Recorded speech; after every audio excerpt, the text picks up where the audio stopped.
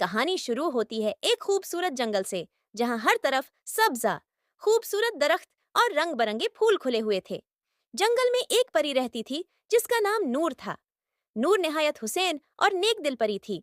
वो हमेशा जंगल के जानवरों और पौधों की हिफाजत करती और उनकी मदद करती थी। नूर का दिल हर किसी के लिए नर्म था और वो हमेशा दूसरों की मदद करने के लिए तैयार रहती। एक दिन नूर जंगल के किनारे बैठी थी जब उसने एक अजीब व गरीब आवाज सुनी। वो जल्दी से उस आवाज की समझ चल पड़ी और एक बड़ा दरख्त देखा जिसके नीचे एक बूढ़ा आदमी बैठा था। उस बूढ़े का चेहरा खौफनाक था, आंखें सरख और दांत नुकीले थे।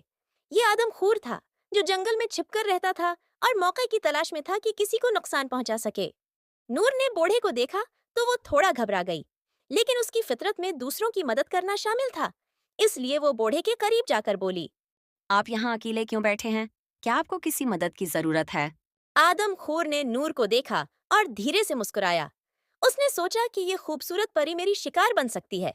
वो बोला, हाँ, मैं बहुत भूखा हूँ, लेकिन मेरे पास खाने के लिए कुछ नहीं है। क्या तुम मेरी मदद कर सकती हो? नूर ने फौरन कहा। मैं आपको कुछ खाने के लिए लाकर देती हूँ, आप इंतजार करें। नूर ने जंगल से ताजा फल जमा किए और बूढ़े आदमखोर को दे दिए। आदमखोर ने फल खा लिए, लेकिन उसकी नीयत खराब थी। उसने सोचा कि जैसे ही नूर मजीद करीब आएगी, वो उसे शिकार बना लेगा। नूर को इसकी नीयत का अंदाजा हो चुका था। उसने एक जादुई मंत्र पढ़ा और अचानक एक रोशनी का दायरा उसके अर्ध गिर्द बन गया, जिससे आदमखोर हैरान और परेशान हो गया।